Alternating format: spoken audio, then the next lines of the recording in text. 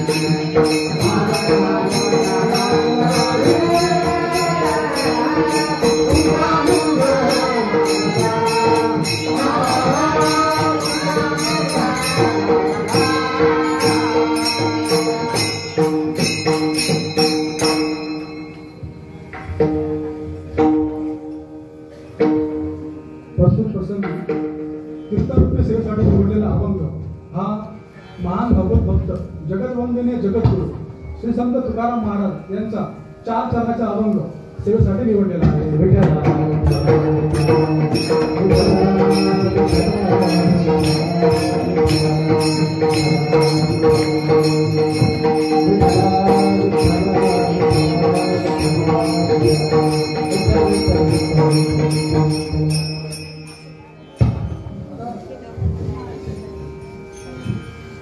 हे भक्तीपर आहे, काही अभंग लांबपर आहे, काही अभंग मागणीपर आहे, काही अभंग उद्देशपर आहे. तर त्याचा हा एक अभंग आहे, हा संतांचं वर्णन करणारा अभंग आहे.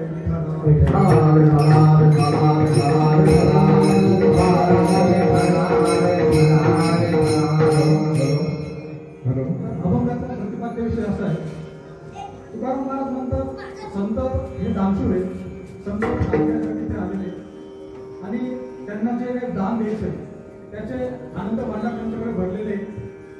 तर आधी जे येतील त्यांनाही ते पुरवतील आणि जे मागावून येतील ते नंतर येतील, तर त्यांच्यासाठी सुद्धा त्यांना द्यायला खूप दान असतं. त्यांचा कोणता स्वतः भगवान परमात्म्याने भरल्यामुळे ते केव्हाही रित होत नाही, कधी रिकामा होत नाही किंवा संपत नाही.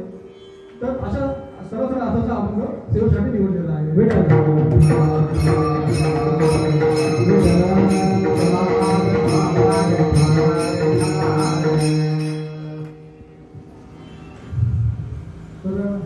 प्रथमच इथे 3-3.5 दिवसाचा सप्ताह आपण इथे आयोजित केला आहे.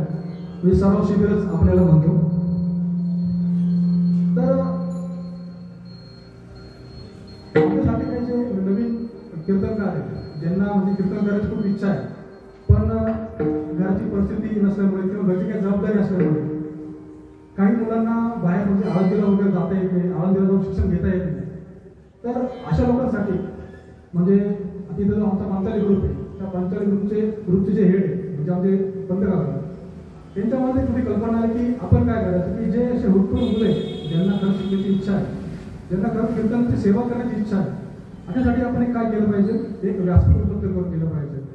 तर त्यांनी आमच्या जे आमचे नवीन कीर्तनकार आहे त्याच्यासाठी एक व्यासपीठ उभं करून दिलं.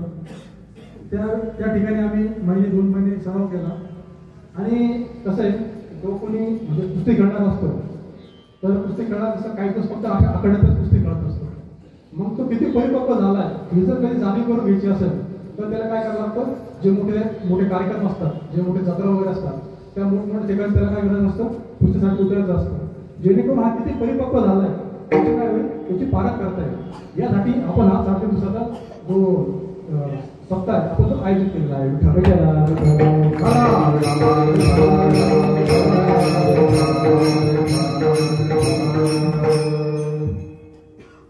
तर या आपण या 3 गोष्टी एकत्र आल्या तर आपण त्या व्यक्तीला दानशूर म्हणू शकतो. पहिलं म्हणजे औदार्य असावं, दुसरं स्वतंत्र असावं आणि तिसरं तो ऐश्वर्य संपन्न असावा. या तिघांपैकी एक जरी गोष्ट कमी असली तरी आपण त्या व्यक्तीला दानशूर म्हणू शकत नाही. आता पहिलं म्हणजे स्वतंत्र. आता इथे हा जो कार्यक्रम आहे हा कार्यक्रम ज्या ग्रुपने आयोजित केला त्या ग्रुपने सगळं स्वखर्चाने आयोजित केला. जर समजा इथल्या लोकांना हा कार्यक्रम आवडला आणि जर त्यांच्या मनात इच्छा झाली तर ते पुढच्या वर्षी 7 दिवसाचा सप्ताह आयोजित करू शकतात. जर त्यांनी आयोजित सप्ताह गेलाच आणि सप्ताहाच्या त्यानंतर समजा कुठे वर्गणी वगैरे मागायला गेलो किंवा आपला सप्ताह आयोजित करायचा आहे तर आपण वर्गणी मागायला गेलो एका ठिकाणी, तर ज्याच्याकडे मागायला गेलो तो कसा म्हणतो की तुम्ही माझ्याकडे मागायला आलेले तुम्हाला द्यायलाच पाहिजे. जर द्यायचं नाही तर मग ह्या आता जो एरिया जो नगर आहे त्या नगरात जायचं तरी कसं. आणि तुम्ही तरी कुठं घर प्रपंचसाठी मागताय ते, तुम्ही जे काय मागता ते प्रपंचसाठी मागता ते. आणि देवाला जर आपण एक हाताने दिलं तर देव आपल्याला आनंद हाताने मदत करत असतो, हेही मला माहिती आहे. तर जे कोण पावती फाडण्याकडे गेले असतात त्यांना काय वाटतं, जर हा एवढ्या मोठ्या भाता मागतोय तर हा कमीत कमी निम्माने एक सप्त्याचं काम आहे हा करू शकतो. मग ज्यावेळेस त्याला विचारतात की सांगा आता किती देऊ, किती वर्गणी देतात, तर त्यावेळेस तो काय म्हणतो ठीक आहे म्हणजे मी वर्गणी देतो, पण आधी काय करतो तिला विचारतो, तिला म्हणजे कोणाला त्यांच्या धर्मपत्नीला तिला विचारतो आणि मग सांगतो. म्हणजे इथं काय त्याच्याकडे तो ऐश्वर्य आहे, उदारही आहे, पण स्वतंत्र आहे का नाही. म्हणजे बायकोला कुठली गोष्ट विचारावी कुठली गोष्ट विचारू नये हे माणसाला कळलं पाहिजे.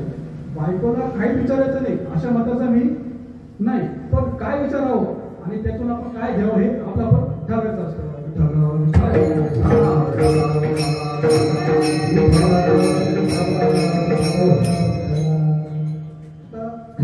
बायकोला कुठली गोष्ट विचारली काय फजिती होते, म्हणजे माणूस किती ऐकतो बायकोचं ते उदाहरण सांगतो. एक मनुष्य असतो त्याला सगळ्या गावात सगळे लोक येडा म्हणत असतात की बाबा मागलेला समजत नाही, याला व्यावहारिक ज्ञान नाही, आर्थिक ज्ञान नाही, कसं ज्ञान नाही, नुसता हा येडा गावडा आहे. तर जर आता लोक एवढं म्हणत असतील तर त्याची बायको त्याला काय काय बोलत असतात हे तुम्ही विचार करू शकता. तर मग त्याचं एक रोजचं काम असतं, तर जंगलात जायचं, घरासाठी काय लाकडं वगैरे आणायची आणि ते लाकडं वगैरे काही गावात विकून द्यायचे, त्याच्याकडे जो पैसा आहे तो पैसा घरासाठी वापरायचा. तर तिथं असं जंगलात गेला असताना त्याला योगायोगाने एक देव प्रसन्न होतो. देव प्रसन्न झाल्यावर देव म्हणतात की तू खूप म्हणजे मी तुझं बघितलं की तुला खूप त्रास देतात, तुला काय काय नाही म्हणतात, तुला पुढे माणूस एक काम कर म्हणजे तू माझ्याकडे तुला काय मागायचं ते माग, मी तुला काय सगळं द्यायला तयार आहे, तुला सगळं देऊन टाकतो, तू जे मागशील ते तुला देतो म्हणून तो ठीक आहे. जसं यांनी सांगितलं पावती फाडताना आधी तिला विचारतो तसं तोही म्हटला आधी तिला विचारतात मग तुम्हाला सांगून देतो. तो घरी जातो बायको सांगतो की आता असं झालेलं आहे आणि मला एक देव प्रसन्न झाला, देवाने सांगितलं की तुला जे पाहिजे ते तू माग, मी तुला द्यायला तयार आहे. तिला वाटतं की हा वेळाचे काही मत असतो त्याचं कोणतरी खोडी काढत असतं, देवाचं काहीतरी व्यसन करून याला कोणतरी वेळात काढतो. किंवा ते एक काम करा, जा त्यांना सांगा की मला काय कर 2 डोके 2 हात आणि 2 पाय एक्स्ट्रा देऊन टाक. आता हा काय करतो बायकोचा आहे आम्ही जातो तिकडे देवाला, देवा मी विचारून आलेलो आहे आणि तिने सांगितलं मला की तू काय कर 2 डोके 2 हात आणि 2 पाय एक्स्ट्रा मागून दे. देव असतो म्हणतात निघून जातं. त्याला त्या क्षणी एका बाजूला डोकं येतं, एका ह्या हाताला 2 हाताला एक हात येतो, ह्या हाताला एक हात येतो, दोन्ही पायाला पण 2 पाय येतात. असा तो 4 हाताचा 4 पायाचा 2 डोक्याचा माणूस सर्व घराकडे निघतो. ज्यावेळेस गावकरी त्यांना बघतात तर गावकऱ्यांना काय वाटतं हे कोणते भूत वगैरे आलेले आहेत का. गावकर त्याला एवढं मागतात तेव्हा काय करतो मरून जातो. सांगायचं तात्पर्य हे की मंडळीचं कुठं ऐकायचं कुठे नाही ऐकायचं हा विचार आपला आपण करायचा असतो.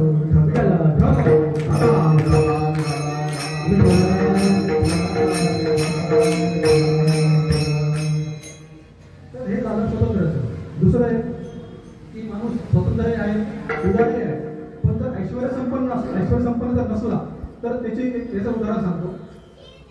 समजा आपण त्र्यंबकसारख्या क्षेत्रामध्ये गेलो, कुशावर्तावर स्नान वगैरे करून आपण देवतनाथच्या मंदिरात गेला तर तिथे चांगला मनुष्य आपला पायाला हात लावतो आणि भिकेची मागणी करतो. काय म्हणतो तो? एक दोन पैसा द्या धर्माला, आशीर्वाद लागेल तुमच्या मुलाले कराला. एक दोन पैसा द्या धर्माला. तर त्याची ही विनंती ऐकून तो माणूस असतो, त्याला तुमच्यावर दया येते. त्याला वाटतं हा मागला याला काही काम पण करता येत नाही, 4-5 दिवस उपाशी असेल, तर आपण काय करू, त्याला 50 रुपये देण्याऐवजी 100-200 रुपये किंवा 500-1000 रुपये आपण याला देऊन टाकतो. पण ज्यावेळेस हिशोबात हात घालतो काय असतो, रिकामा असतो. म्हणजे काय, देण्याची इच्छाही आहे आणि देण्यासाठी स्वतंत्र पण आहे, पण ऐश्वर्य पण आहे का? नाही. तिसरं जे उदाहरण आहे की तिथं आपल्या एकादशी स्कंदामध्ये त्या कदरू ब्राह्मणाचं आख्यान आलेलं आहे. म्हणजे माणूस किती कंजूस असतो याचं एक छोटंसं उदाहरण त्यांनी सांगितलेलं आहे. म्हणजे उदाहरण आहेत, ऐश्वर्य संपन्न आहेत, सगळ्या गोष्टी आहेत, पण एवढा तो कंजूस सांगितला त्या भागवतामध्ये की त्या कंजूसपणाला सीमा नाही.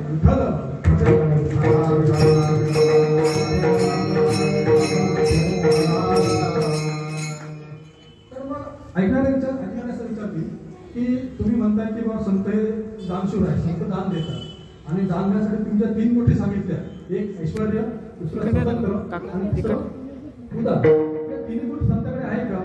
कारण की संत किती गरीब आहे, संतांची गरिबीचं वर्णन स्वतः संतच करतात.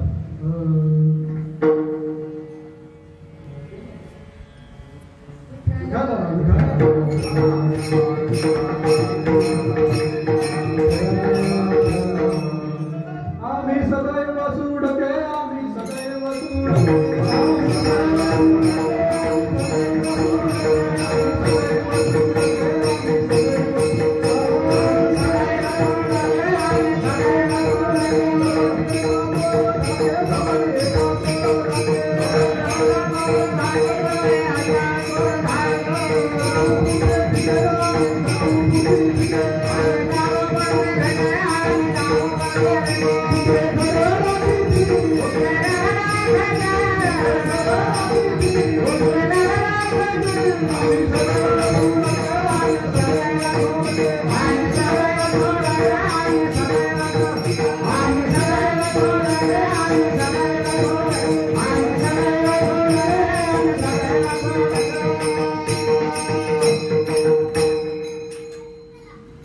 तर या ठिकाणी तुकाराम महाराज सुद्धा त्याच्या परिस्थितीचं काय करतायत, वर्णन करतायत.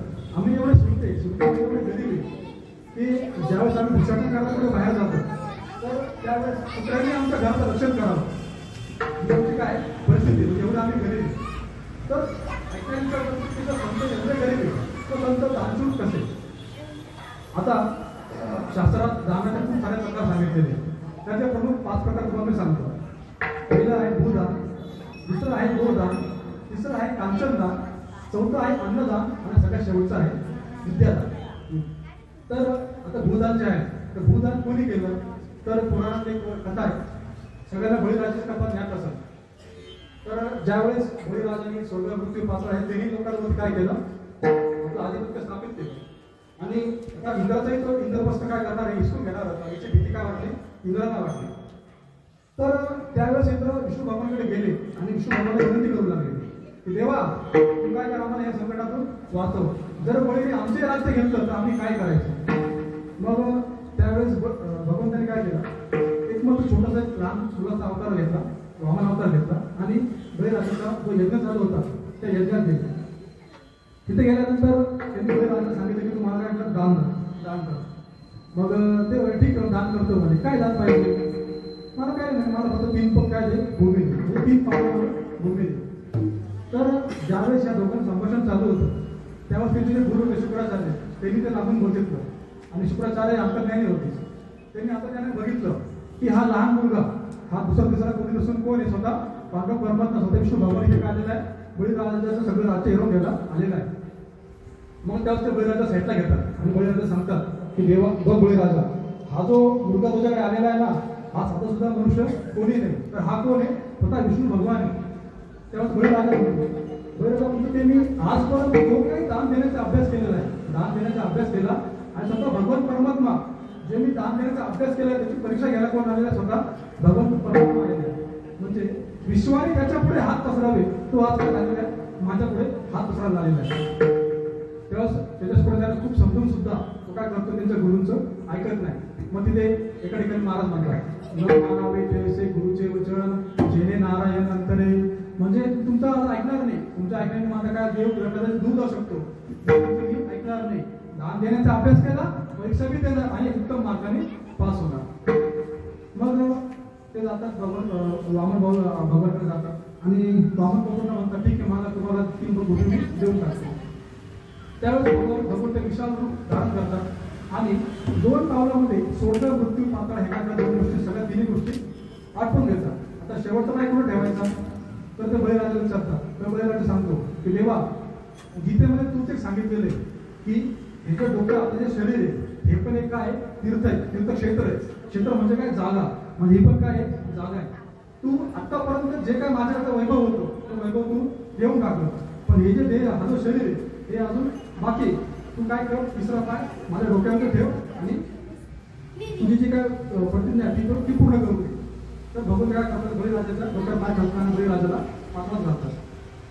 तर ज्यावेळेस बळीराजाला पाठवत घालतात त्यावेळेस बळीराजाची आई भगवंता समोर येते. त्यावेळेस भगवंत त्या गोष्टी घाबरतात. का?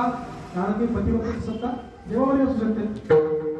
तर त्यावेळेस बळीराजाची आई भगवंताला म्हणते की देवा तुम्ही काही घाबरू नका, मी तुम्हाला इथे काही शाप द्यायला आलेली नाही, मी माझं काय करायला आलेली तुम्हाला पराक्रम सांगायला आलेली. मग भगवंत विचारतात काय पराक्रम केलाय तू? मग ते सांगते भली हुई सती नहीं गई विरोचन के साथ, ऐसा पुत्र पैदा किया के प्रभु पसारे हाथ. ती म्हणते की मी असा पुत्र पैदा केला. पैदा हुआ असं नाही, आम्हा सगळ्यांना मुलं होतात, पण त्यांनी असा पुत्र पैदा केला की जेणेकरून त्याच्यावरती काही संस्कार केले की त्या संस्कारामुळे ज्याच्यापुढे सगळ्या अख्ख्या जगाने विश्वाने याच्यापुढे हात पसरले तो आज काय झाला, माझ्या मुलापुढे हात पसरला झाला. म्हणजे असा मी मुलगा काय केला, तयार केला. तर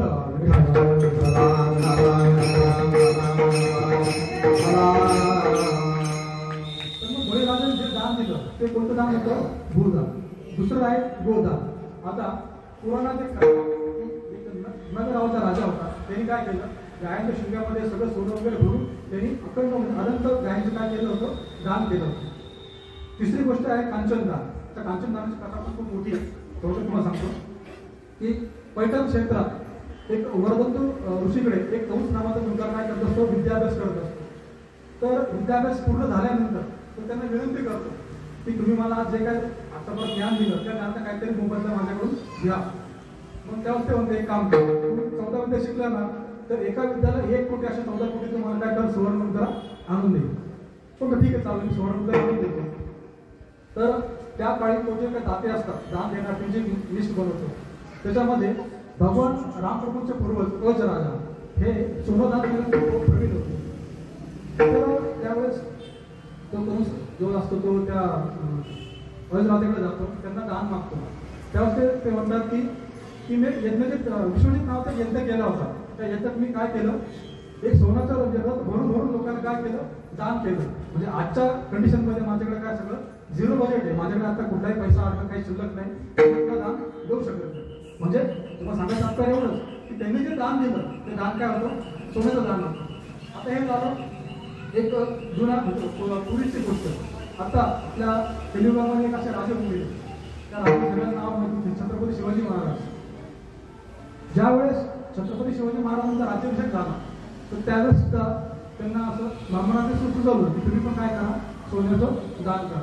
तर त्यावेळेस सुद्धा शिवाजी महाराजांनी एवढं काय दान दिलं की जे दान घेणारे होते ते काय करायचे, गडावर जायचे, गडावर सोनं घेऊन खाली आणून ठेवून द्यायचे आणि परत काय करायचे, गडावर जायचे. म्हणजे सांगायचं तात्पर्य काय, हे काय जे दान केलं त्या दानाला आपण काय म्हणतो, कांचनदान.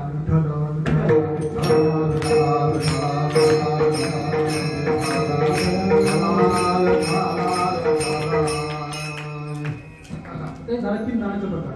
4थं दानाचा प्रकार ते म्हणजे अन्नदान.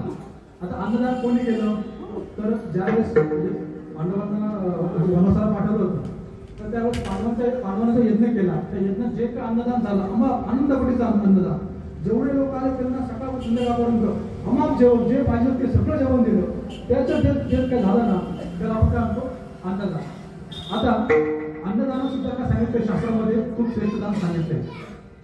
कारण हे जे तुम्हाला पहिले 3 प्रकार सांगितले, काय भूदान, गोदान आणि कांचनदान हे तिन्ही दान देताना देश काल पात्र यांचा काय करावा लागतो विचार करावा लागतो. जर समजा तुम्ही एखाद्या मंदिराच्या बाहेर किंवा रस्त्याने पुढे चाललेले आणि एखाद्या ठिकाणी तुमच्याकडे काही भीक मागितलं आणि तुम्ही जर समजा त्याला दान म्हणून काय 5, 50, 100 रुपये दिले आणि त्यांनी जर त्या पैशाचं काही दारू वगैरे किंवा दुसरं काही व्यसन केलं तर त्याचा पाप काय होत असतं तुम्हा आम्हाला लागत असतं. म्हणून हे जे पण काही 3 दानाचे प्रकार सांगितले हे दान देताना देश काल पात्र याचा विचार करावा लागतो. पण अन्नदान देताना देश काल पात्र याचा विचार करावा लागत नाही. तुम्ही कोणालाही आणि कुठेही अन्नदान करू शकता. एका ठिकाणी नामदेव महाराज म्हणतात एक सिद्ध दिदल्या अन्न कोटी तुला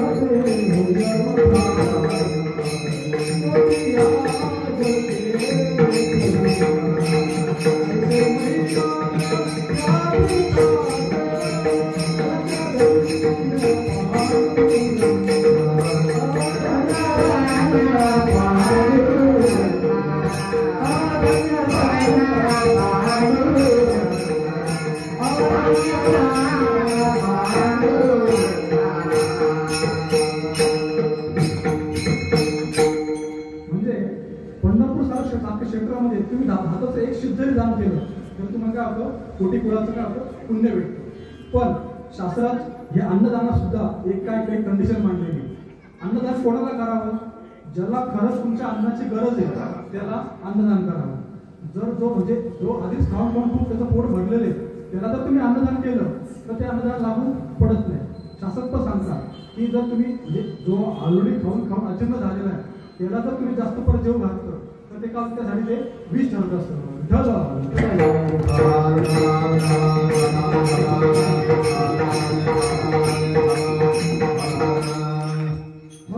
अन्नदान देताना सुद्धा अन्नदान कोणाला करावं ज्याला खरं तुमच्या अन्नाची काय गरज आहे.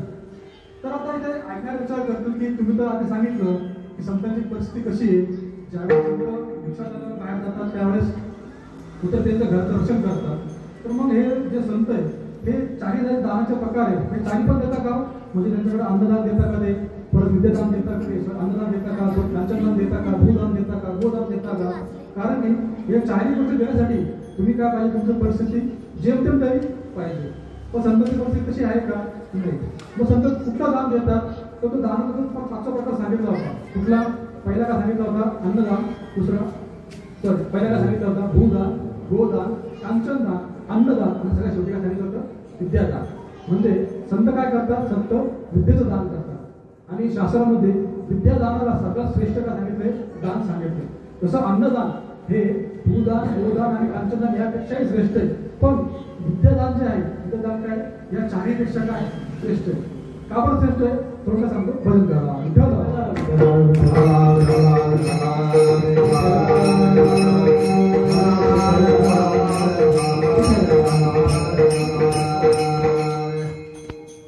आता जे 3 दानाचे प्रकार सांगितले त्याच्यामध्ये हे 4 दानाचे प्रकार सांगितले आधीचे त्याच्यामध्ये विद्यादान श्रेष्ठ का बरं आहे. कारण की विद्यादान जो कोणी विद्यादान करतो त्याचं काय होतं त्याचं ज्ञान तर वाढतं पण दुसऱ्याचं काय होतं ज्ञान वाढत असतं. म्हणजे विद्यादान केलेले काय होत असतं दुप्पट होत असतं. पण हे जे आजचे 4 प्रकार आहेत हे दान केल्यानंतर तुमच्याकडे काय होत असतं वैभव कमी होत असतं म्हणजे तुम्ही गरीब होत असता. तसं विद्यादान देताना गरीब श्रीमंत हक्क भेद राहत नाही. विद्यादान तुम्ही कितीही केलं तर ते काय होतं कंटिन्यू वाढतच असतं. दुसरं विद्यादान देत असताना देश काल पात्र याचा विचार करावा लागत नाही. म्हणजे विद्यादान सुद्धा तुम्ही काय करू शकता कोणालाही देऊ शकता. विद्यादान देताना तुम्ही माणूस कोणताही असू द्या त्याला जर तुम्ही म्हणजे संतांनी जर त्याला विद्यादान दान केलं तो कसं असतो त्याच्यातून त्या ज्ञानातून स्वतःची काय करू शकतो प्रगती करू शकतो.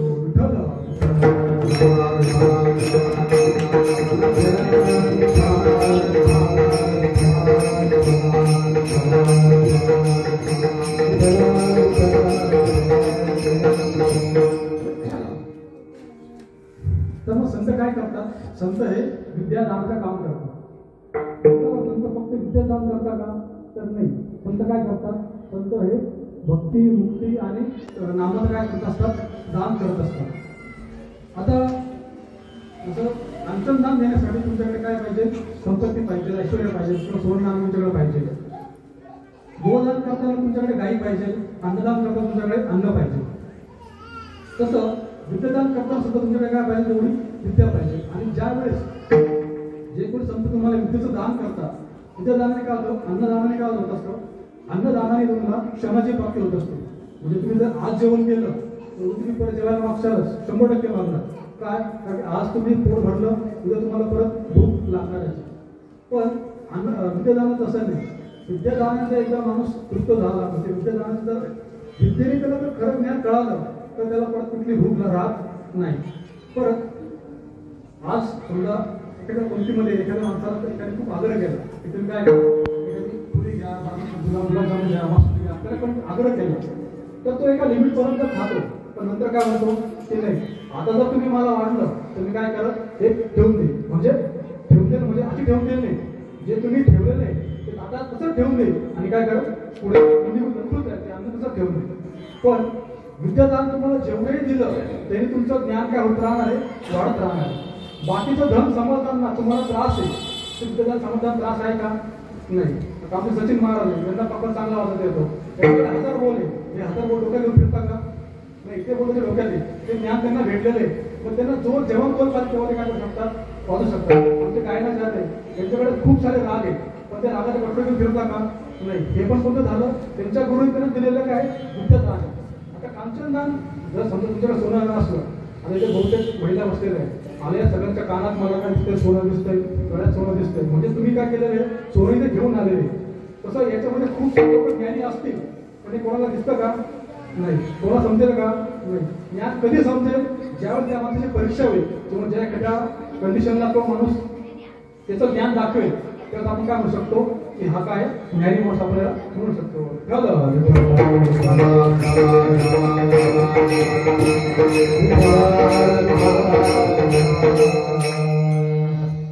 म्हणून तुकाराम महाराजांनी काय केलेले, विद्यादानाला महत्व सांगितलंय. आणि संत काय करतात, हे विद्येचे दान करतात, भक्ती मुक्तीचंही काय करतात, दान करतात.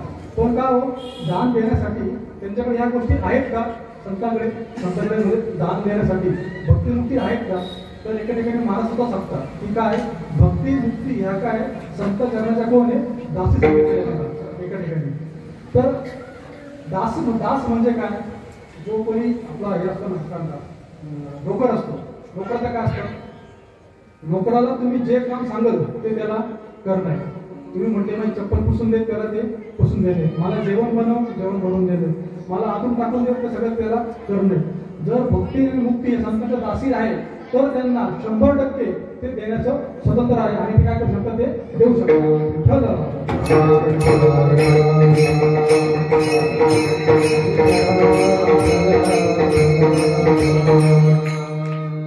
विचारतील ठीक आहे, तुम्ही सांगता की संत दान देतात, संत दानशूर आहे, मग संत हे जे दान देतात हे दान कुठं देतात, याचं काही ठिकाण वगैरे आहे का, ते आम्हाला सांगा. तर तुकाराम महाराज ते जे काय दानाचं ठिकाण आहे हे अभंगाच्या पहिल्या शब्दात सांगतात.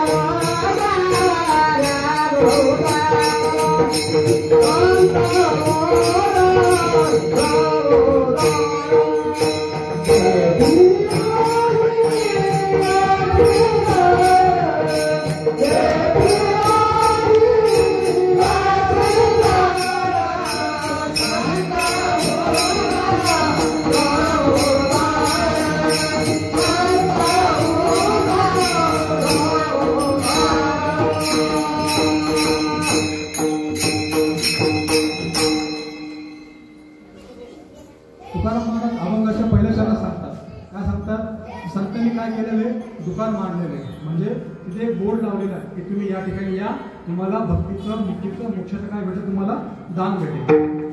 आता हे तुकाराम महाराज काय म्हणतात, घातलं दुकान आणि देती आली अशी दान. आता दान या शब्द खूप पवित्र आहे. ते कसं, कारण की जेव्हा आपण दान देतो, दान दिल्यानंतर जी वस्तू आपण दान करतो, तर ती वस्तू दान दिल्यानंतर त्याच्यावरचा आपला आपलं जो हे असतं, आपला प्रभाव जो असतो, तो अस्तित्व जे असतं, अधिकार का असतो, संपून जातो. उदाहरणार्थ समजा जसं आपण कन्यादान म्हणतो, बापाने मुलीला दान दिलं, दान केल्यानंतर बापाचा काय होतं, मुलीवरचा हक्क संपून जातो आणि मग मुलीवर हक्क कोणाचा येतो, जावयाचा येतो. जर समजा बापाला कधी असं वाटतं की आज दिवाळी किंवा दिवाळी सणासाठी मुलीला घ्यायला जावं, ते आणावं लागेल, त्यावेळेस तो काय करतो, जातो आणि जावयाला काय करतो, विनंती करतो की आमच्या घरी दिवाळीचा कार्यक्रम आहे, तुम्ही काय करा, दिदीला पाठवा इकडे. तर जावई का म्हणतात, नाही नाही आमच्या घरी खूप काम आहे, माझा जवळचा जेवण डब्बा असतो, मला सुट्टी नाही, काही नाही, मी पाठवणार नाही. मग ते मुलीचे वडील काय करतात, ठीक आहे रागू नका, पण पाठवू नका, पण रागू नका. म्हणजे काय, बाप तेवढ्या असं म्हणू शकत नाही, माझी मुलगी तिला मी जन्म दिलेला आहे त्याच्यामुळे मला घेऊन जाईल असं म्हणू शकतो का बाप, नाही म्हणू शकत. का म्हणू शकत नाही, कारण त्यांनी काय केलेले, कन्या दान केलेले. जिथं आपण दान देतो तिथं आपण काय होतो, अधिकार संपून जातो. त्या ठिकाणी आपण असं म्हणू शकत नाही. समजा एखादा माणूस आहे, त्या माणसाने जर गाय दान दिली, तर गाय दान दिलं तर असं म्हणेल का, हे काम करा, आज तुम्हाला मी गाय देतो, पण रोज कपभर दूध मला तुम्ही दिलं पाहिजे, असं आपण म्हणू शकत नाही. का म्हणू शकत नाही, कारण आपण काय केलं, त्याला गाय दान दिलेली आहे.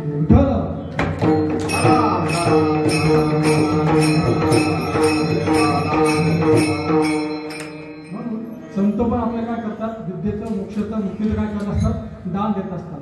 दान दिल्यानंतर आता एक छोटं हे काय म्हणतात, ज्ञानेश्वर महाराजांनी एवढी मोठी ज्ञानेश्वर लिहून ठेवली.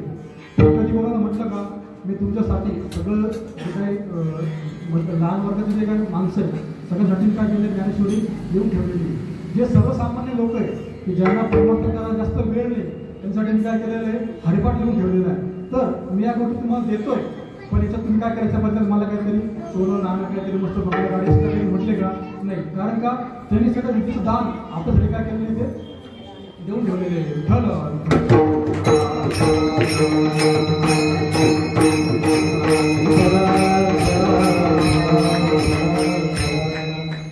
म्हणून संत का संत हे संतांनी आपण दानशूर म्हटलेले. एका ठिकाणी तुकाराम महाराज सुद्धा म्हणतात, तुका म्हणे मंगळ आता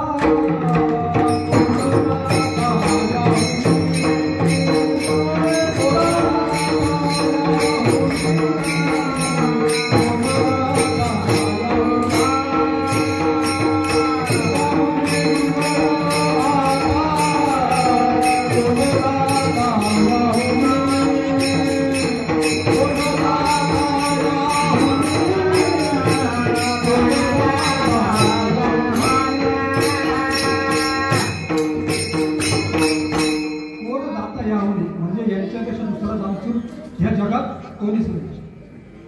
तर ज्यावेळेस तुकाराम महाराज असं म्हणत असतात, सांगत असतात लोकांना की या जगात संतांशिवाय दुसरा दानशूर कोणीच नाही.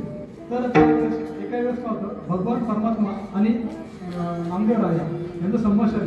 तिथे भगवान परमात्मा काय म्हणतो नामदेव रायांना की तुम्ही म्हणता संत दानशूर, संत का दान देतात, संतांपेक्षा जास्त दान मी करतो, संत फक्त विठ्ठलच दान देतात, पण मी काय करतो, मी सोनं नाणं जे काय असतं सगळं काय दान देऊ शकतो, संतांपेक्षा दानशूर कोण आहे जास्त, मी. तर त्यावेळेस नामदेव राय म्हणतात, देवा हा जो तुझा ही तुझी खुशालकी आहे ना, ही तुझी बडायकी, ही तर कोणाला सांग ज्याला तुझा इतिहास माहिती नाही, ज्याला तुझ्याबद्दल काहीच नॉलेज नाही, हे तू काय कर त्याला सांग. तसं म्हणजे कसं आहे, आपण काय करून श्रीमंत झालं किंवा आपण काय ह्याच्याकडे काय करतो हे बाहेरच्या जरी माहीत नसलं तरी तो आपला सवंगडी असतो ना, तो सोबत असतो त्याला माहिती असतं. एखादा माणूस म्हणता मला सहज म्हणून जातो, मी काय केलं, मी दुधाचा खूप मोठा धंदा केला, दुधाचा खूप पहिले मी एक 10 लिटर दूध विकायचो, आता मी 100 लिटर दूध विकतोय. मग त्याला मुद्दा काढतो, भाऊ तू मला माहिती आहे, तू दूध विकतो आणि 10 लिटर दूध विकायचा, आता 100 लिटर कसं विकतोय हे मला माहिती. आपलं गुह्य ज्याला माहिती नाही ना त्याच्यासमोर आपण भाडगी केली तर चालते, पण ज्याला आपल्याला सगळं काय माहिती त्याच्या पुढे कधी माणसाने भाडगी करायची. मग नामदेव म्हणतात की देवा ठीक आहे सांग तू काय काय दाम केलेलं आहे.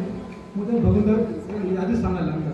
मी काय केलं म्हणे, सुद्धा मला सोन्याची नगरी देऊन टाकली. ज्यावेळेस द्रौपदीचं की हरण चालू होतं, म्हणजे वस्त्रहरण चालू होतं, त्यावेळेस तिला काय केलं, वस्त्र पुरवले. ज्यावेळेस पांडवांच्या यज्ञामध्ये दुर्वास ऋषी त्यांचं सत्वहरण करण्यासाठी आले होते, त्यावेळेस मी काय केलं, त्यांना तुझं वाचवलं. त्यावेळेस नामदेव काय म्हणतात, देवा तू किती उदार आहे, किती दानशूर आहे ना, हे मला माहिती आहे. का? कारण तू काय करतो, घेशील तेव्हा देशील असं अशी तू उदार आहे. म्हणजे तू काय करतो, घेतो आणि मग देतो. तसं आमच्या संतांचं नाही. संतांनी न घेताच लोकांना काय करून टाकलेले, दान देऊन टाकलेले. तू सांगतो की बाबा मी सुद्धा मला सोन्याची नगरी दिली, पण ती नगरी देताना तू काय केलं, त्याचे बुडभर पोळे खाल्ले. पोळे खाल्ल्यानंतर तू त्यांना काय केलं, सोन्याची नगरी दिली. ज्यावेळेस द्रौपदीचं वस्त्रहरण चालू होतं, त्यावेळेस मी तुझा धावा केला. तुझा धावा केल्यानंतर तू काय केलं, तिला वस्त्र पुरवलं. पण त्याआधी एका म्हणजे युद्धातली गोष्ट सांगतात की ज्यावेळेस तुझं बोट कापलं गेलं होतं, त्यावेळेस द्रौपदी मातेने काय केलं होतं, एक क्षणाचा विचार न करता तुझं जे काही लाख मोलाचं पितांबर होतं, जे काय तुझा पदर होता, साडीचा पदर, तो तिने काय केला, बांधला. तुझं बोट काय केला, बांधला. त्याची परतफेड म्हणून तू काय केलं, तिचं वस्त्र वाचवलं. तिथं तू सांगतो की पांडवांच्या यज्ञात मी काय केलं म्हणे, दुर्वास आले वरण करण्यासाठी त्यांना वाचवलं. पण ते तू कसं वाचवलं म्हणे, आधी तू त्यांच्या घरी गेला, त्यांना सांगितलं मला काय करा, तुम्ही जेवायला द्या. त्यावेळेस पांडव काय म्हणले की आधी दुर्वास आलेले, संध्याकाळ झालेली, आपल्याकडे जेवायला काहीच नाही, आणि त्यात परत तू पण आला म्हणा जेवायला, तुला पुढे जेवायला द्यायचं. त्यावेळेस भगवंत म्हणतात एक काम करा, ज्या सुवर्ण ताटात किंवा ज्या दिव्य ताटामध्ये तुम्ही अन्नदान करताना त्या ताटाला काय आहे, मेथीचं पान लटकलेलं आहे, तुम्ही काय करा, तेवढं पान फक्त मला द्या. भगवंत इकडं पान खातात आणि तिकडं दुर्वास ऋषी त्यांच्या शिष्याने काय होतं, म्हणजे पोट भरण्याचं काय होतं, ढेकर होतं. म्हणजे तू आधी काय केलं, तुझं छोटंसं पान खाल्लं, त्याच्यानंतर तू काय केलं, त्या दुर्वास ऋषींचं सगळं पोट वगैरे गेलं भरलं. म्हणजे तू कसं आहे, आधी घेतो आणि मग देतो. पण आमचे संत कसे नाही. जसं आता काल आमच्या वैष्णवी त्यांनी सांगितलं की संत कसे करतात.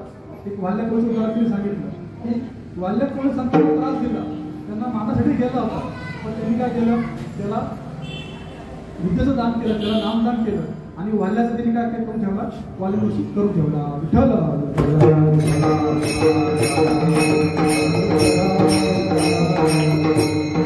म्हणजे अपकारावरती उपकार करायची जी अपकारावरती उपकार करायची जी काय आपण म्हणतो ना विचार आहे, तो फक्त संतांकडे असतो. म्हणजे आपलं कोणी वाईट जरी करायला आलं तरी तिथं चांगलंच करायचं. आता ते कसं, ते तुम्हाला फक्त 2 वेळा सांगतो आणि सेवा पुढे करतो. ते गाव असतं, या गावासारखं गाव असतं, तर तिथे एक संत, एक संत आणि त्यांचे शिष्य त्या गावात येतात. गावात आल्यानंतर आता गावातील जे लोक असतात, जसे इकडचे लोक सगळे धार्मिक लोक, इकडचे लोक धर्माला मानतात, संतांना मानतात, तसे तेही लोक संतांना मानणारे होते. त्यांनी काय केलं, त्या जे काही संत आले होते त्यांना मस्त पाहुणचार वगैरे केला, त्यांना जेवण वगैरे मस्त व्यवस्थित आंघोळ वगैरे, त्यांना 2 टाइम पद्धतशीर पंचपात्राचं जेवण, त्यांना सगळं ते प्रॉपर दिलं. मग ज्यावेळेस ते तिथून निघाले होते तर तेव्हा त्यांनी शिक्षक आणतो की गुरुजी आता आपण या गावात चातुर्मास काढासारखं हे गाव आहे, एवढी आपण काय करताय, सेवा करतात, आपण इथे काय केलं पाहिजे, अजून 4-1 महिने थांबलं पाहिजे. पण ते संत म्हणता नाही, आपलं काम काय, आपल्याला फिरत राहणार. निघत असतात, निघताना जसं ते त्या गावाच्या वेशीवरती जातात, वेशीवरती गेल्यानंतर ते काय देतात, त्या गावाला आशीर्वाद देतात.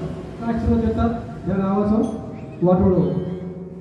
तो शिष्य विचार करतो की ज्या गावाने आपल्याला पाहुणचार केला त्याला वाटोळं काय संत बोलले असते, त्याच्या काही असं म्हणत ते गाव निघून. मग ते पुढे निघतात. पुढे गेल्यानंतर त्यांना दुसरं गाव लागतं, आणि ते गाव थोडं दुष्ट प्रवृत्तीचं असतं. म्हणजे त्यांना हे कथा कीर्तन भजन वगैरे हे त्यांना आवडत नसतं. जेव्हा ते बघतात की 2 ऋषीमुनी तो संत आपल्या नगरीत आलेले, त्यांनी काय केलं, कोणी त्यांना दगड मारणं, कोणी शेण मारणं, जे काय त्यांनी शत्रुरी आणले शेतरीमध्ये त्यांनी माती वगैरे काढून दिलं, त्यांना नको तो त्रास केला. रात्री झोपायला गेले त्यांच्या अंगावर पाणी टाकून काय दिलं, म्हणजे त्यांना रात्रभर त्रास दिला. दुसऱ्या दिवशी ठरल्याप्रमाणे जेव्हा ते त्या नगराच्या बाहेर पडत असतात, तर बाहेर पडताना ते त्या नगराला आशीर्वाद देतात. काय आशीर्वाद देतात, या गावाचं भलं. मग तो शिष्य थोडासा आपण म्हणतो डिस्टर्ब होतो, बरं त्याला असं काय झालं, ज्या गावात चातुर्मास काढासाठी दिवस होते त्या गावाला आशीर्वाद दिला, या गावाचं वाटोळं. आणि ज्या गावाने आपल्याला एवढा त्रास दिला दिला नाही त्या गावाला काय आशीर्वाद दिला यांनी, या गावाचं भलं हो.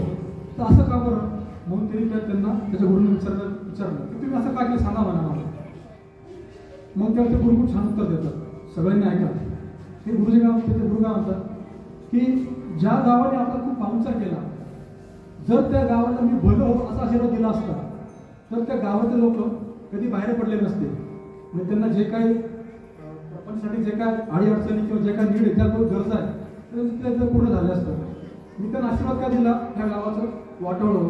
ह्या गावाचं जर वाटोळं झालं तर हे लोक जेवणासाठी किंवा स्वतःच्या निवडीसाठी दुसऱ्या गावात काय होतील, दुसऱ्या गावात राहायला जातील आणि तिथे गेल्यानंतर ते काय करतील, तिथे सत्संग वगैरे हरिपाठ वगैरे ह्या गोष्टी चालू करतील.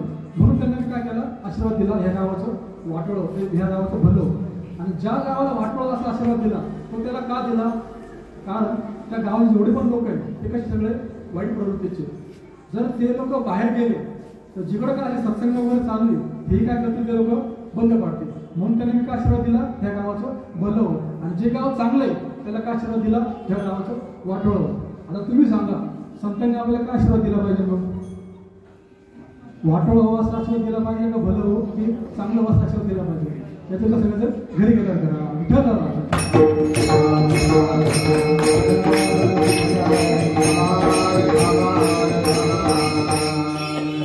आता दुसरं अक्कायावरती उपकार कसं करतात, एकदा एक संत ऋषी असे ध्यानाला बसलेले असतात.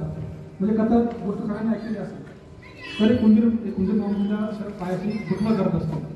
तर ते उंदराला विचारतं काय झालं बा तुला, का बरं असं एवढं घाबरलेला का बरं आहे?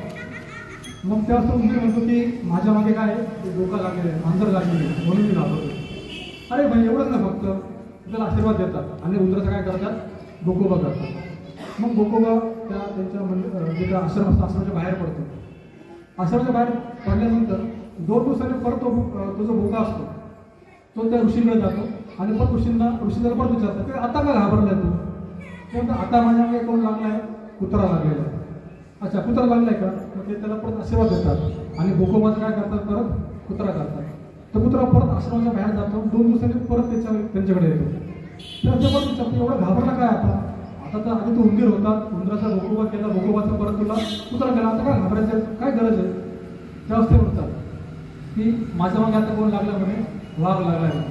मग ते लगेच संत आशीर्वाद देतात. तो व्याघ्र भाव, म्हणजे त्याला व्याघ्र भाव म्हटल्यानंतर तो काय करतो, कुत्र्याचा लगेच वाघ म्हणतात.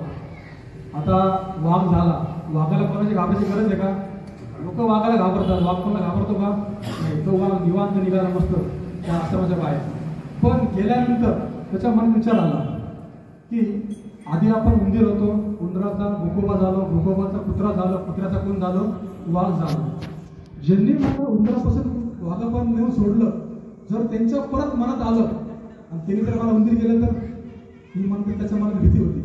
तो काय म्हणलं आपण काय करू, ते जे ऋषी त्यांचा आपण स्पर्श करू, त्यांना आपण मारून टाकू.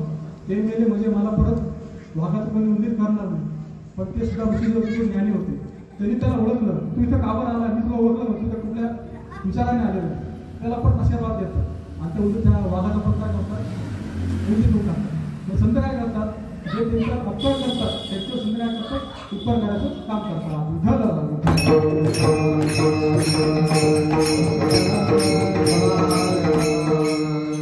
म्हणून तुकाराम महाराजांनी जे संतांना काय सांगितले, संत हे दानशूर सांगितले, संतांनी ते दाता म्हटलेले. मग ऐकण्यावर विचारतील का म्हणे, ठीक आहे तुमचे संत दाता आहे, ते दान वगैरे देतात, पण ते संत खरंच उदार आहे का? आणि त्यांना जे द्यायचं आहे त्यांच्याकडे काही भंडार वगैरे भरलेले आहे का, त्यांच्याकडे त्याचं काही साठा वगैरे आहे का? तर ह्या दोन्ही गोष्टीचं उत्तर तुकाराम महाराज अभंगाच्या दुसऱ्या चरणात सांगतात. मागुत्याचे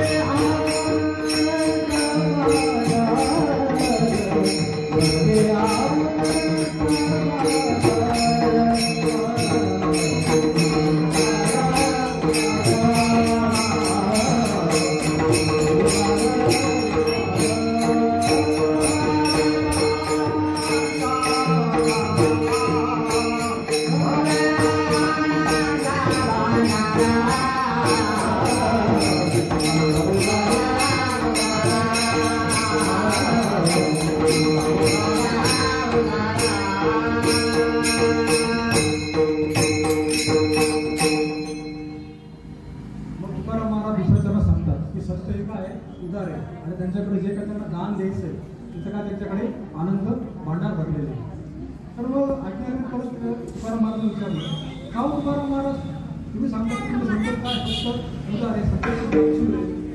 मग या जगात अशा दुसऱ्या कोणत्या वस्तू नाही का की ज्या उदारात्वाला म्हणजे पूरक ठरता बसव.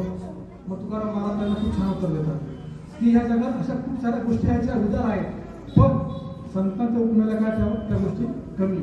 अशा कोणत्या गोष्टी आहेत तर पहिलं जरा सांगतात कल्पतरू. कल्पतरू काय करतो आपण ज्याही काही कल्पना करू त्या कल्पनाची पूर्ती करायचं काम करतात. एक उदाहरण सांगतो. एक शेळी वळणारा असतो तर उन्हाचे दिवस असतात तो खूप असा खूप थकून जातो. मग तो पुढे एक मोठं झाड दिसतं तो काय करतो त्या झाडाखाली बसतो. झाडाखाली बसल्यानंतर छोटीशी मस्त गार हवा लागली. गार हवा लागल्यानंतर तो काय म्हणतो छान गार वारा लागला. जर समजा इथे मला एक ग्लास जर थंडगार मस्त पाणी प्यायला भेटलं असतं तर खूप चांगलं झालं असतं. म्हटलं की त्याच्या बाजूला ग्लास थंडगार मस्त पाण्याने भरलेलं येतं. तो पाणी वगैरे पितो शांत होतो.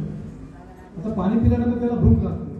मग तो म्हणतो जर मला जेवण भेटलं तर तिच्या पुढं मस्त पंचकापूराची ताट येतं. मग तो जेवण वगैरे करतो आणि तृप्त होतो. तृप्त झाल्यानंतर त्याला असं वाटतं की आता खूप थकलेलं आहे पाणी पिलं जेवणही केलं तर थोडीशी विश्रांती घेण्यासाठी काही आपल्याला गादी वगैरे किंवा काही वाटा वगैरे भेटला असतं तर आपण काय केलं असतं त्याच्यावर पडत असतं थोडा आराम केला असता. त्यावर तिथे एक मस्त गादी जायचं मस्त नरम नरम गादी येते. गादी आल्यानंतर त्याच्या मनात थोडंसं डाऊट येतो. काय डाऊट येतो की आपण जे जे काय म्हणून राहिलो ते आपल्याला जे काय भेटू राहिलं म्हणजे तिथं एवढं राहिलं भेटू राहिलं कदाचित तिथे भूत तर नाही ना तिथे काय भूत येतं. ते भूताला तो घाबरतो. घाबरल्याने काय म्हणतो हे भूत आलंय हे भूत मला खाणार तर नाही ना ते भूता कसं त्याला खाऊन टाकतो. मग सांगण्याचा उद्देश काय कल्पतरू हा उदार आहे पण देताना विचार करतो का याच्यात तुमचं भलं होईल का तर नुसार असा विचार करतो का नाही. तुम्ही जेही काही मागला तर तुम्हाला काय करतो तो देऊन टाकतो. पण संत तसं करत नाही. संत तुम्हाला निर्विकामाची प्राप्ती करून देतात. संत तुम्हाला असं का दान देतात की त्याच्यामुळे तुमचं कधी नुकसान होणार नाही. फायदा हा 100% होणार. बरं असं जरा कल्पत होतं. दुसरं मग चिंतामणी नाही का म्हणा चिंतामणी पण तुम्ही चिंतामणीकडे काही मागा काही पण इच्छा करा तुमच्या चिंतामणी काय करतो तो पुऱ्या करतो. पण चिंतामणीचं संतांच्या उपमेला कमी पडतो. का कमी पडतो कारण की चिंतामणी काय करतो आपण जेही काय चिंतन करू म्हणजे जसं कल्पतरू आपण ज्या काय चिंता जे काय आपण कल्पना करू त्या कल्पनाची पूर्ती करतो तसं चिंतामणी काय करतो आपण जे काय चिंतन करू चिंतन आपल्याला काय करत असतो तो देत असतो. पण देताना तोही आपला विचार करत नाही. म्हणजे आपण चिंतामणीकडे जेही काय मागतोय त्याने आपलं भलं होईल का नुकसान होईल त्याचा तो विचार करत नाही. पण तो सुद्धा इथे काय सांगितलेलं चिंतामणी सुद्धा काय सांगितलं आपल्याला कमी पडलेला आहे. बरं तिसरं उदाहरण काय म्हणजे परीस नाही का परीस पण उदाहरण तुम्ही परसाला एक काय 100 किलो लोखंड काय एक टनात जर लोखंड लावलं तरी परत काय आपल्या लोखंडाचं सोनं करतं. गोष्टी मी बघितलेली नाही ऐकलेली. परीस काय करतं लोखंडाचं सोनं करतं. तर परीस लोखंड तर सोनं करतं पण त्याला परीस बनवतं का नाही. पण संत काय करतात आपणा सारखे खरेदी तात्काळ करता काय करतात आपण सारखे ते करून टाकतात. म्हणून परीस सुद्धा काय संतांच्या उपमेला कमी. इकडे काही महाराजांचं उदाहरण आहे. या संतांचे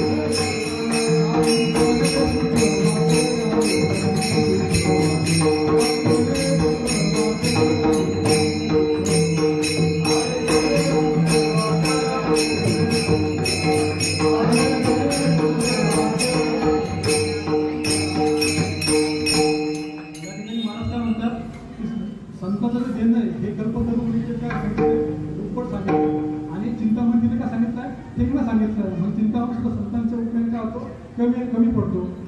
बरं मग अजून दुसऱ्या कुठल्या गोष्टी नाही का या तुम्ही 3 सांगितल्या पण अजून दुसऱ्या कुठल्या गोष्टी नाही का ज्या उदारपण आहेत त्या संतांच्या उपमेला सुद्धा काय होतात पूरक ठरतात. तर महाराज म्हणतात आहे ना अजून पण गोष्टी खूप आहेत पण संतांच्या उपमेला कमी. का बरं कमी आहे उदाहरण सांगता का?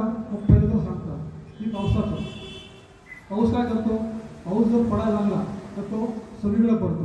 पडताना गरिबाचं घर, श्रीमंताचं घर किंवा काही घाण किंवा चांगला रस्ता किंवा मंदिरावर पडायला असा विचार करतो का?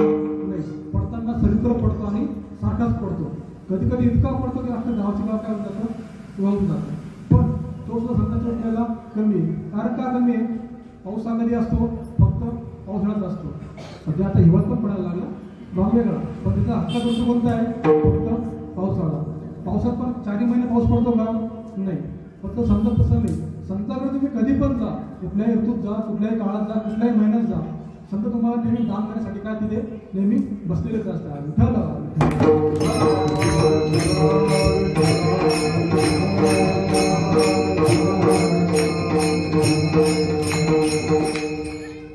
दुसरं कुठल्या गोष्ट आहे का? दुसरं म्हणजे सूर्य नाही का? म्हणे सूर्य पण किती उदार आहे. सूर्य किती प्रकाश देतो.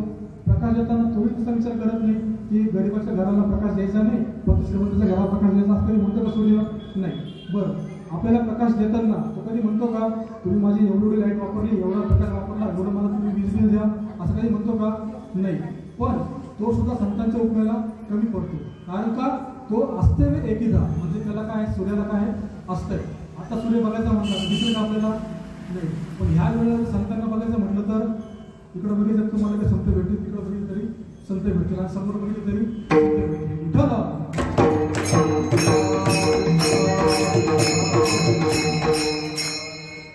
बरं, मग अजून चंद्राने काय, चंद्रपंचा किती ठीक आहे, तुम्ही दुसरं सांगितलं, दुसरा सूर्य नसतो, संध्याकाळी चंद्र असतो ना?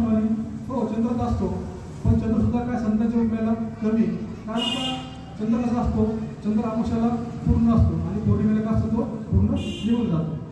बरोबर आहे? अमावस्याला निघून जातो, पौर्णिमेला असतो. नाही, काही लोकांनी मानत ठेवलेलं असतो. मला चेक करायचं होतं की मला लोकांचं मला लक्ष आहे की नाही, ते मी बघत होतो. विठाला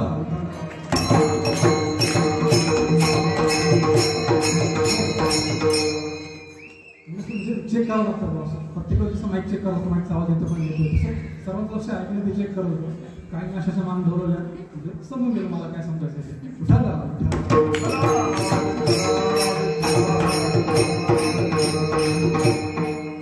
चंद्राचं कसं आहे, चंद्र पौर्णिमेला पूर्ण असतो आणि अमावस्याला पूर्णच का होता, तो निघून जातो. 10 अमावस्या आहे, चंद्र दिसतं तुम्हाला वरती? नाही. पण संतांना तसं नाही, संतांना घटने नाही, संत सदा सर्वदा का असतात, नेहमी पूर्ण असतात. म्हणून या जेवढ्या पण काही उदार गोष्टी या सगळ्या संतांच्या उपयोगाला काय होतात, कमी पडतात.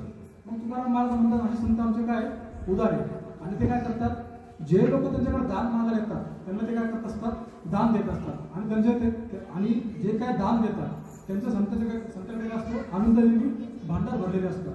आता हे झालं आपल्या पहिल्या आणि दुसऱ्या चरणाचं म्हणजे विश्लेषण झालं. आता पुढच्या 2 चरणाचं विश्लेषण करायचं आहे. पण वारकरी संप्रदायाप्रमाणे आपण आधी विठ्ठलाचं पांडुरंगाचं भजन करतो आणि पुढे सेवेला प्रारंभ करतो.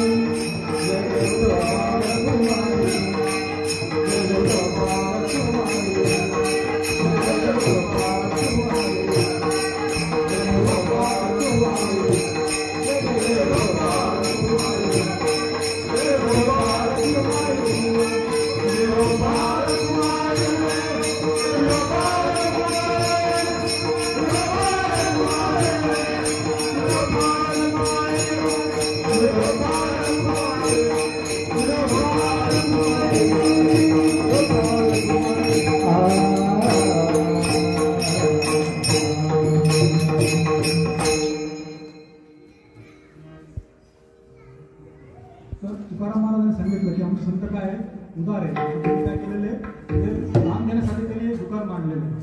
मग का हो, तुम्ही म्हणता की संत तुमचे उदार आहेत आणि दान पण देतात, जे काय दान देते त्यांनी त्यांच्याकडे आनंद पण काय केलेले सगळे भरलेले आहे. मग जे लोक आधी त्यांच्याकडे जातील त्यांना संत देतील आणि जे मागून जातील त्यांना देतील का, ते त्यासाठी त्यांच्याकडे राहील का, शिल्लक राहील का, या दोन्ही गोष्टीचं उत्तर अभंगाच्या तिसऱ्या चरणात सांगतो.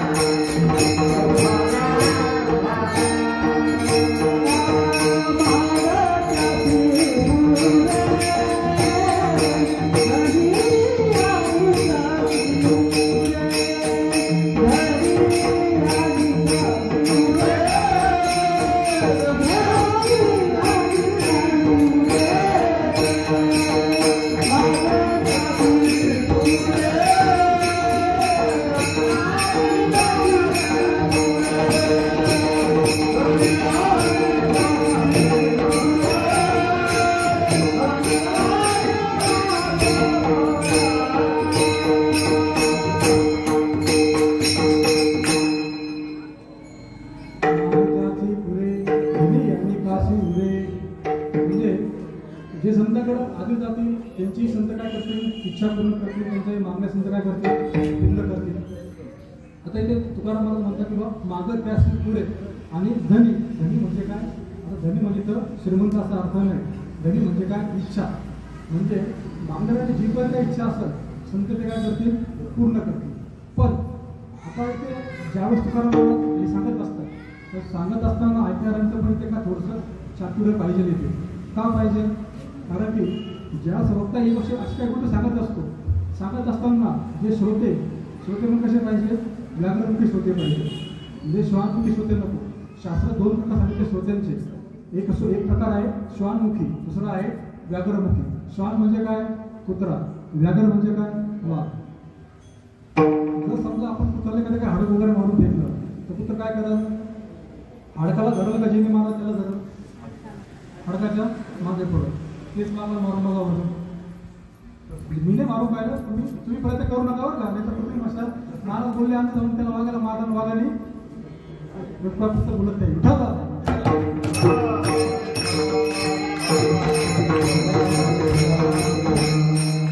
तसं माणसं म्हणजे जे श्रोते करायला कसं पाहिजे, व्याघ्रमुखी पाहिजे. तुकाराम महाराज म्हणतात की मागं त्यासी पुरे आणि धनी आणि त्यासी पुरे. म्हणजे मागणाऱ्याची इच्छा संत काय करतील, पूर्ण करतील. पण मागणाऱ्याने संतांकडे काय मागितलं पाहिजे.